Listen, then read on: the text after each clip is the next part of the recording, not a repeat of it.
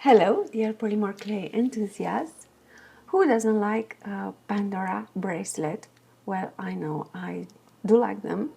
So my idea for today was to make a Pandora-like beads and decorate Pandora-like chain with those beads.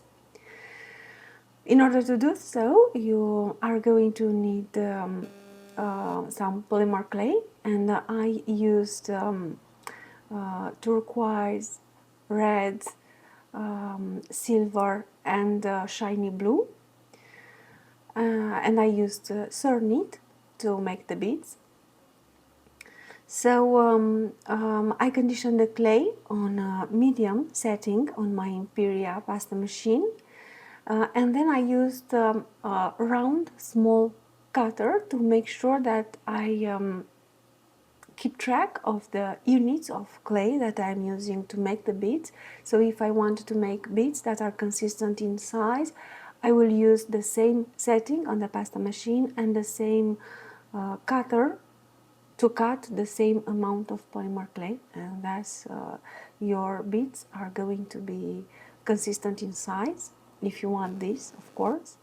If you want beads that are perfectly round, you might want to use a bead roller.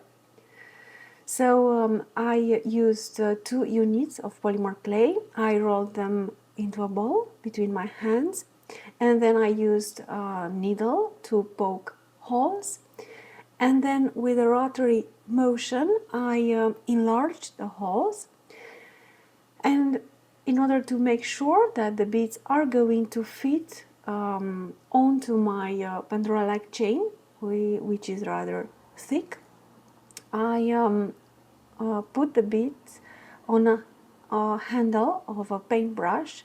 So if the bead fits on this handle, I am pretty sure that the bead will fit on the Pandora-like chain. So after creating the base, I have used a small piece of conditioned clay, conditioned on the same medium setting, and I will use some silver foil, in my case silver gilding foil, to decorate this small piece of polymer clay. I have to warn you that the silver or metallic polymer clays contain mica powders, and you will have less you will have a lot of work to decorate such type of polymer clay with foil. The adhesion is less strong. You'll have great results when you are using, I don't know, black polymer clay or polymer clay that does not contain mica powder. But in the end, I managed to decorate this silver polymer clay with the foil. And I wanted to use this silver polymer clay because in some areas it might show in the final bead, so I wanted a color that would fit the design, let's say. So the bead is going to be a silver, a faux metallic silver bead, and with this silver base you won't have I don't know, an odd looking bead, I would say. So after decorating the polymer clay with the silver foil, I used an Art Nouveau Fimo texture plate, and I pushed the texture plate firmly into the polymer clay, into the foil in fact, to get a very nice and hopefully clear impression onto the polymer clay. And because of the fact that I decorated the polymer clay sheet on both sides, because the first attempt to use the foil on top of the silver polymer clay wasn't a really successful one, I had to add some Kato liquid polyclay to make sure that the outer layer is going to bond with the base of the bead. And then you'll have to join the ends together. Try not to press too much on the design because you might distort the design. And then using eyelets, I put one on the brush, on top of the brush, then I put back the bead, and then I put the other eyelet, and then I pushed the eyelets into the polymer clay, and the more you push, the more domed surface you'll have on the final bead. And thus you have your first faux silver metallic bead for your Pandora like bracelet. Next I used a sheet of polymer clay conditioned on the medium setting as well, and I used my rigid blade to slice thin slices of polymer clay.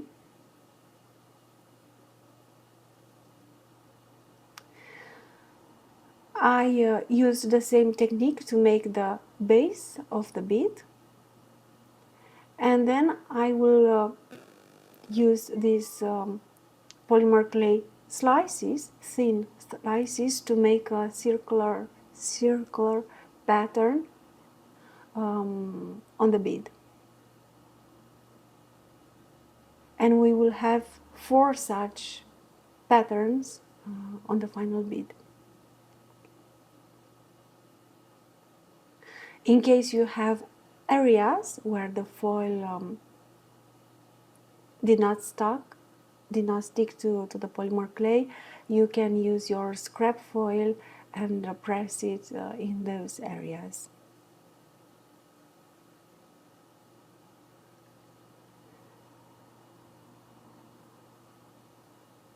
And don't forget to press this design into the base of the bead, of course. So I take another thin slice of polymer clay, and I roll it a little bit between my fingers, my thumb and my index finger, and then I turn the bead and the handle of the paintbrush to get that circular pattern. So as you can see, I decorated one side, and then I made this the same kind of pattern on the opposite side, and we'll have to make another 2 such designs to decorate all around the bead.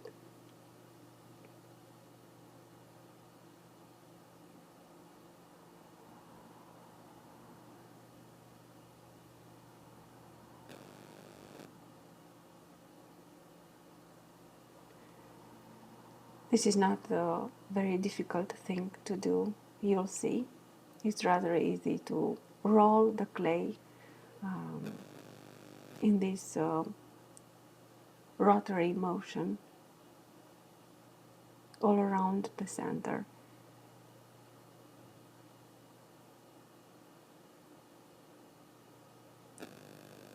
And it is better to form the center between your fingers and then press it into the base of the bead, and then continue with this wrapping movement. It's not complicated, you'll see. And then you have when you have the desired size, you use your craft knife to trim off the excess clay. don't forget to push a little bit these designs into the base of the bead. You'll have to press very lightly. It's not a very bad idea to use gloves for this project in order to make sure you are not leaving fingerprints on your beads. And now you have the two kind of faux metallic beads that are going to embellish our Faux Pandora bracelet. Next, I'm using some turquoise 50% Cernit polymer clay, 50% opacity Cernit polymer clay, and I'm using the same cutter, and I'm using 3 units of polymer clay that I roll into a round bead, and then I use a needle or the tool of your choice to poke the holes on both sides, and then with the same rotary movement I enlarge the beads in order to be able to put the handle of a paintbrush through the bead, and thus make sure that my bead will fit on the Pandora-like chain. Next, I'm going to use crystal rhinestones, green and pink crystal rhinestones, to decorate the bead. And I'm also using some nail art acrylic rhinestones that I am going to take off before baking the bead, because they are not safe to go in the oven. They will melt in the oven. I tried this and they did so there's no need to try it again.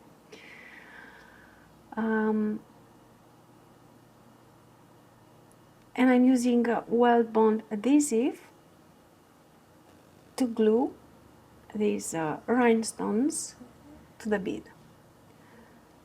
So I pressed the rhinestone into the bead. I've made an impression, a little hole, a little crevice to place the crystal inside, and then I'm using the needle to take the crystal out so that I will be able to put some weld bond adhesive into the crevice and then press the crystal into my bead.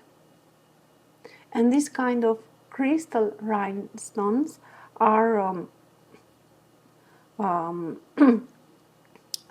standing the high temperature of the oven, so it's safe to put them in the oven. You don't have to take them off. This is why I'm using weld bond, because they are going to stay on the bead while baking the polymer clay.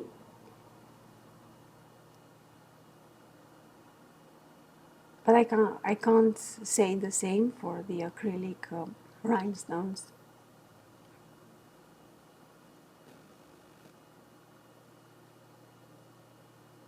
So as you can see, I'm decorating the bead all around, and I'm starting with the crystals because they are slightly larger than the acrylic rhinestones. And it is true that the bead will get deformed while doing this process, but before baking your beads you'll have to work a little bit on the shape and get it back in a nicer shape.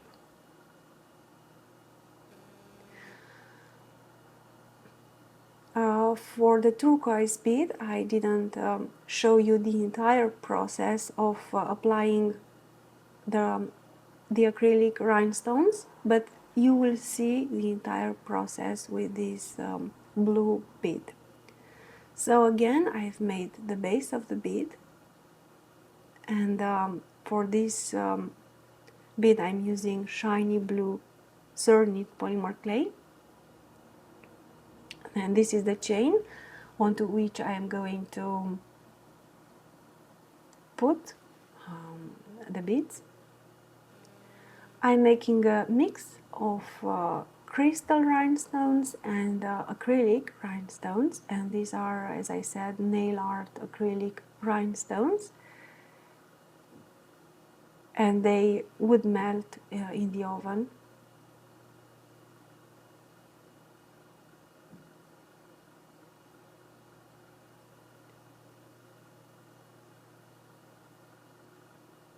So again, I'm pressing the crystal into the bead. I take it off, I apply some weld bond adhesive and then glue it in permanently, I would say.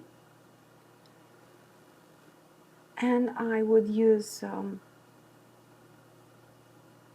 crystal rhinestones to decorate all around the bead.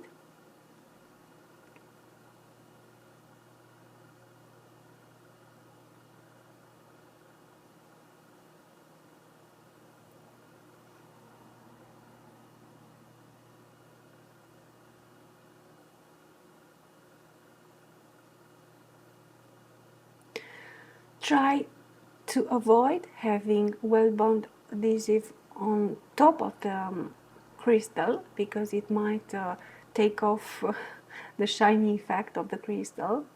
So if you notice that you have adhesive on top of the bead, use your fingers or use a baby wipe to take it off.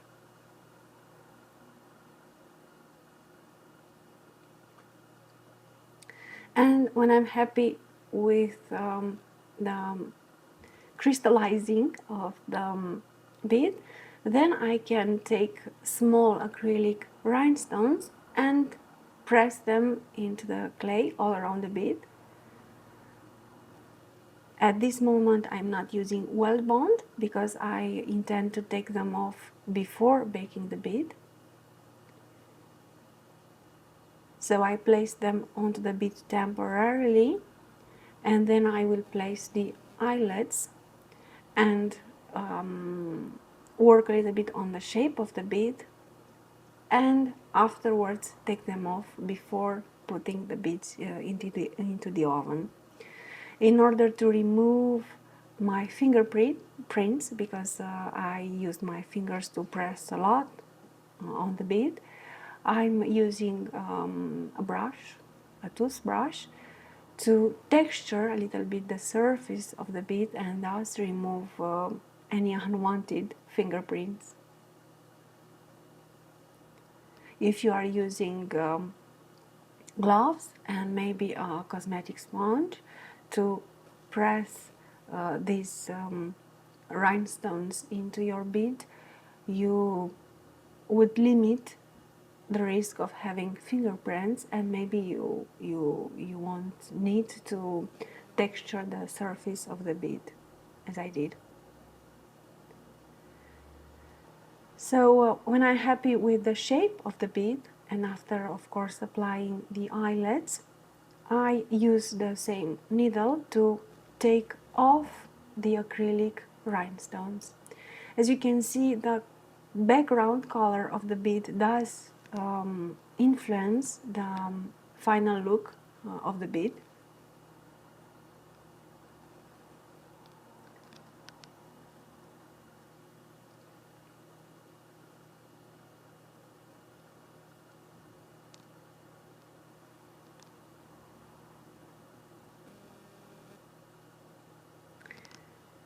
Next, I am going to use the three colors of polymer clay: the shiny blue, the 50% opacity turquoise, and 50% opacity red.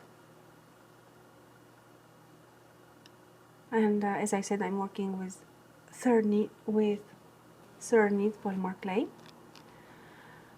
and I stack the little cutout polymer clay shapes, and then I twist them, and I'm creating a marble design, and I roll the clay between my hands. I'm just looking for a nice marbled design.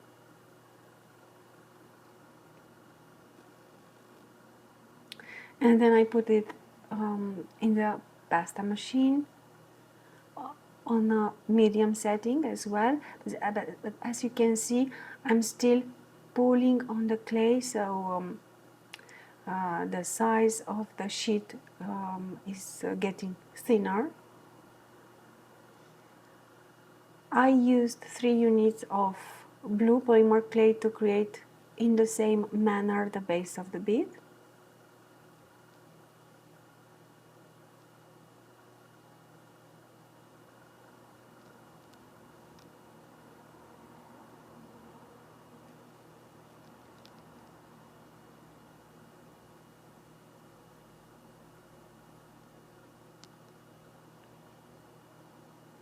And I'm deciding on the design that I want to use to decorate this bead.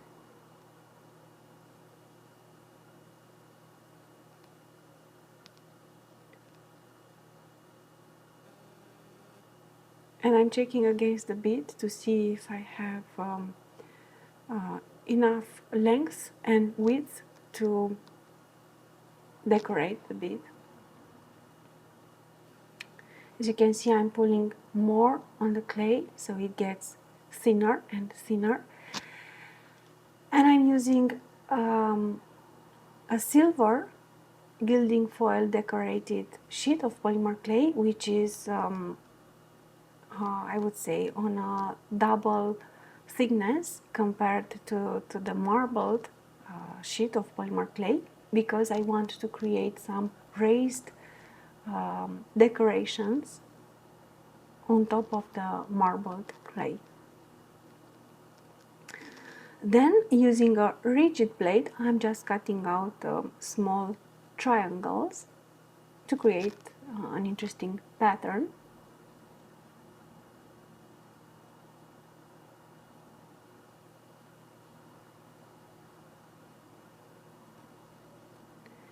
And I will use the silver foil decorated slices that I will put to connect the cutout triangles. It is a little bit difficult to get these pieces to stay together, especially if you're working without a sheet of polymer clay underneath. So if you want to make your work easier, you might want to apply these pieces onto a very, very thin sheet of polymer clay, and the triangles and the gilding silver foil decorated parts will adhere to the polymer clay which is underneath, and your work will be easier.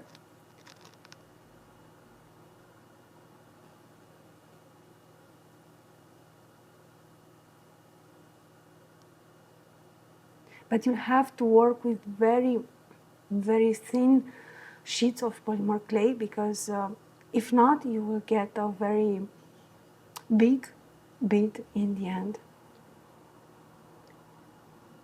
The thickness of the polymer clay sheet does influence the look and the size of the bead that you are making.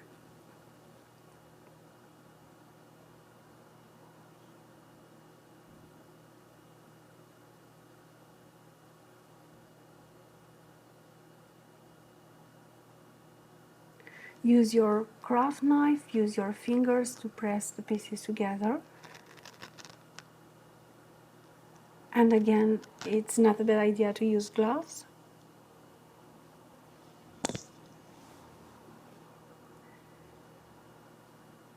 And then we are going to use this patterned sheet of polymer clay to decorate the base of the bead.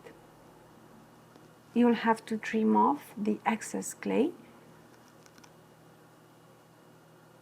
and make sure that you have the desired length and width to be able to decorate your bead.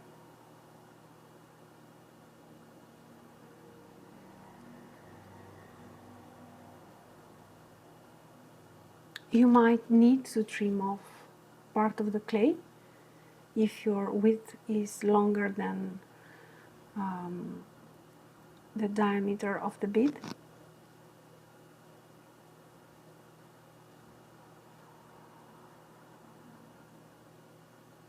So you have to work a little bit to fit this patterned polymer clay on top of your bead. I think you'll have a very nice effect, so it does worth the effort.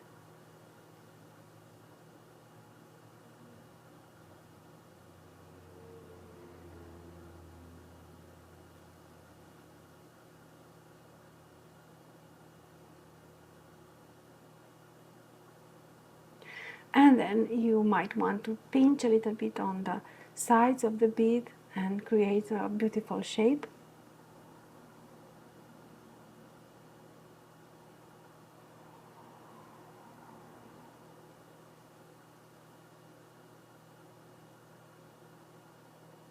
And then you have to make sure that the bead still fits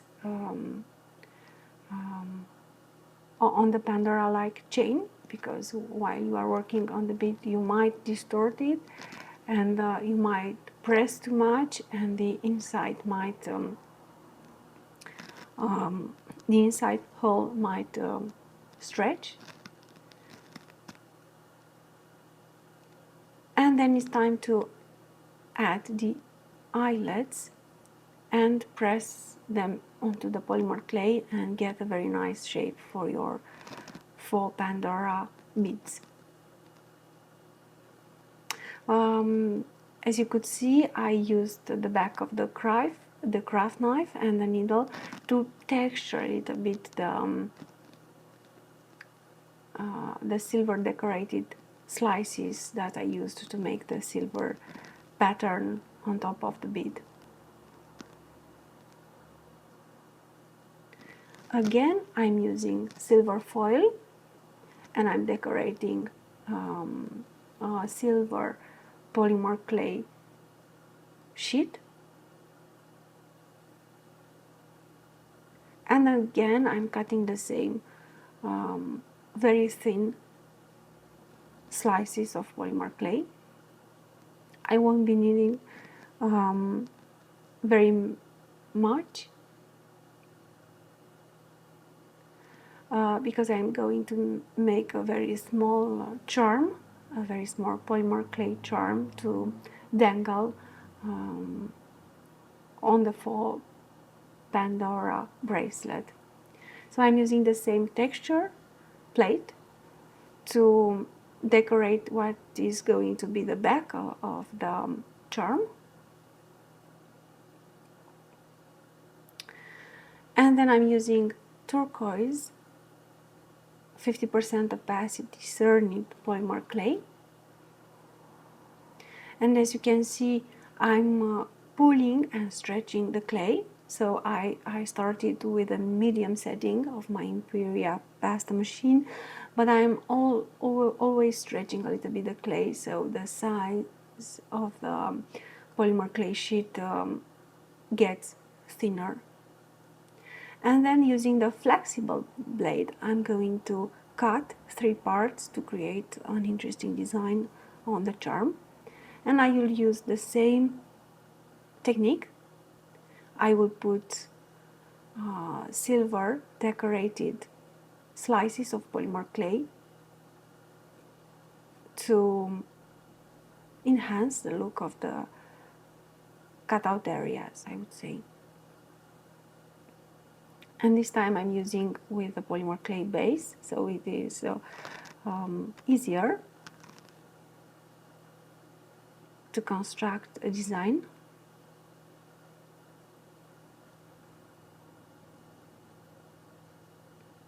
And I'm using the same kind of polymer clay, silver decorated slices to decorate all around the charm. In fact, at this moment the charm is rather too big for a bracelet, so I'm going to use an oval cutter to cut a proper shape of for the polymer clay charm. I'm using the toothbrush to texture a little bit the charm, and I'm using again the back of the craft knife to texture a little bit the silver decorated slices.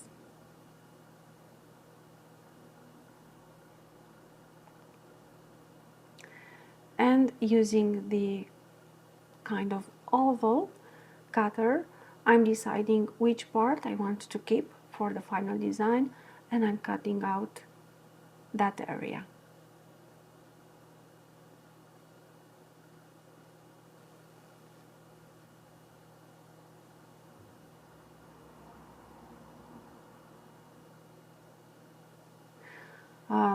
I decided not to use silver decorated slices to decorate all around the charm, but I am going to use silver mica powder to decorate the sides and the back of the charm. Also, I'm using the same kind of silver mica powder to paint on the sides of the circular pattern.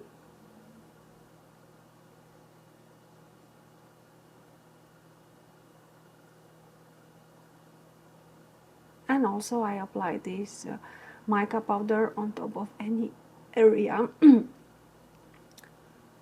that needs to have this finishing touch. And also on the sides and on the back of the polymer clay charm.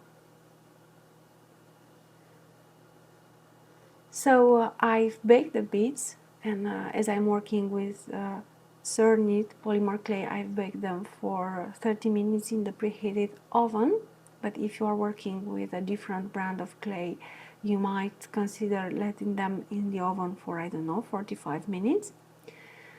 And then I waited for the polymer clay to cool down, and now using weld bond adhesive, I can glue in the crystal rhinestones that I took off before baking the beads.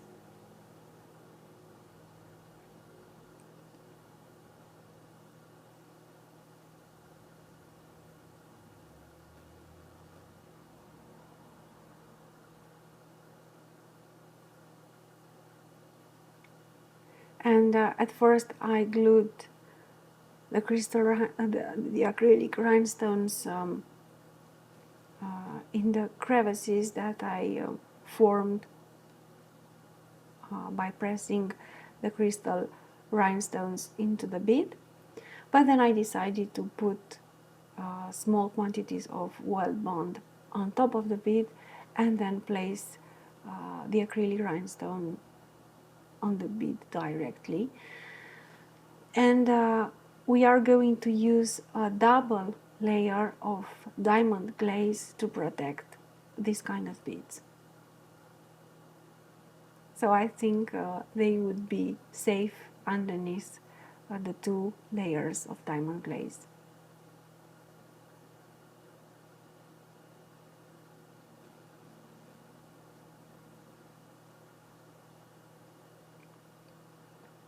And as you can see, I'm using just a little bit of weld bond on top of my needle to lift off the acrylic rhinestones and place them onto the bead. I wanted to tell you that the weld mount adhesive dries very quickly, so you will want to work with very small quantities and add some later and add some more later, because it dries very quickly.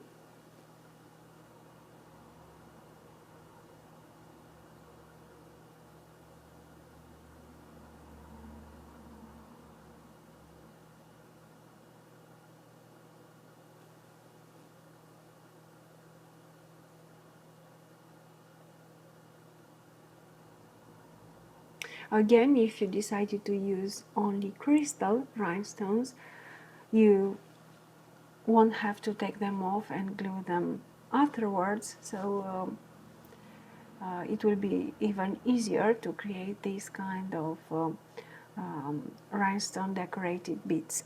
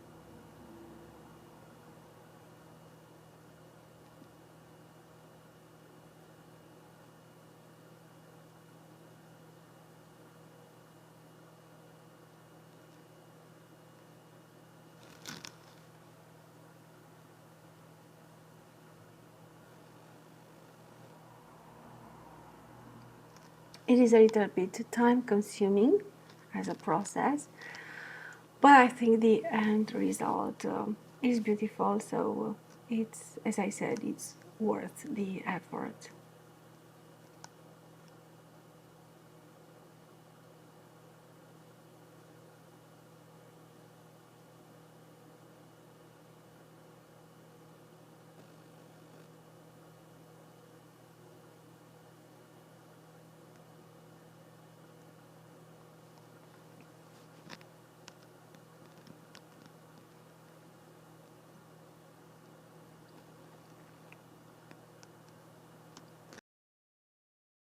And now it's time to varnish the beads, and I'm using Cernit glossy transparent varnish for the faux metallic beads, and I will be using 2 layers of varnish to make sure that my beads are well protected.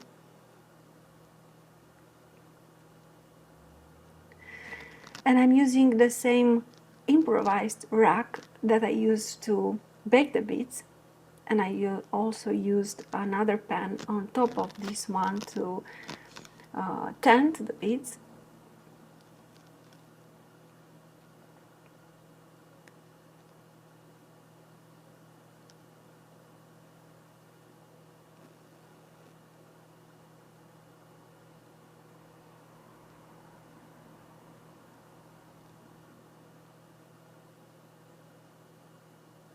So as I said, I advise you to use 2 layers of varnish for the beads to make sure that they are well protected.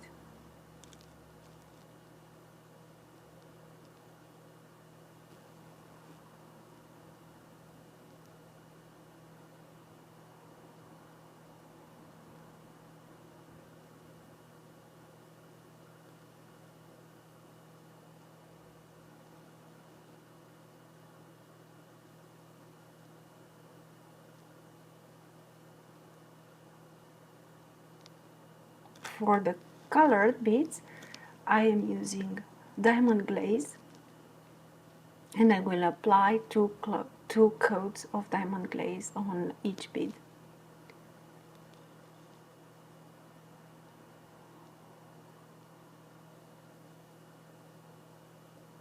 Try not to have a too thick coat, because you might have you might risk having droppings. And for the polymer clay charm, I will also add two rather thick layers of polymer clay. The fact that the charm is flat is going to help us a lot, so we will be able to put a thick coat of diamond glaze on top of the charm. So as you can see, I'm using diamond glaze to protect the rhinestone decorated beads.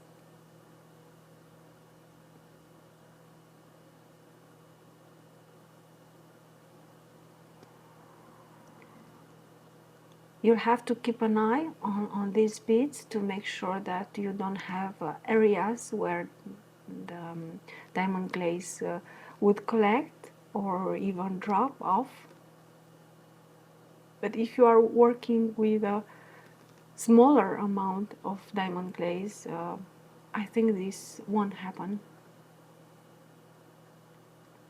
And I think it's better to have 3 coats of diamond glaze and use small quantities than having, I don't know, 1 coat and working with too much diamond glaze and having droppings and leakages.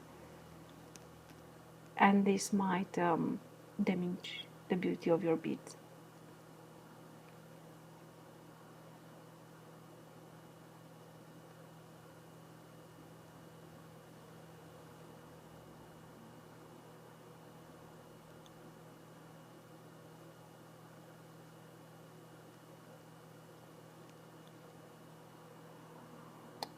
And now I am applying the second coat of diamond glaze on the polymer clay charm. So as you can see, I've dropped 2 or 3 tiny bits of diamond glaze, even more. And then I'm using the brush to distribute the glaze all over the bead and to poke any air bubbles. I'm preparing the elements that I'm going to use to decorate the Faux Pandora bracelet. So I put the charm, and I used Cernit transparent varnish to varnish also the sides and the back of the charm that were previously decorated with silver mica. And now that everything is ready for the final mounting of the bracelet, I attached the charm onto a jump ring, and also I attached the dice charms to dangle beads. And I used a small silver color chain and 2 jump rings and two dangle beads to create a nice effect to decorate the closure of the Faux Pandora bracelet. And then you'll have to decide how you are going to string your beads and create a very nice design. Thank you for watching my tutorial. I hope you like it. I hope you'll use these ideas to make wonderful beads. Please sign up to learnpolymerclay.com for more inspiration for your work with polymer clay. And I hope you all are already part of the polymer clay adventure, because it is a very wonderful experience. And I wanted to let you know that there is a surprise for you. If you are not already a member but you want to join us, you will be given a 1 month free trial of the polymer clay universe, which is a very nice experience, and you will find there everything you need to know about the polymer clay. Thank you, and stay tuned for more polymer clay tutorials.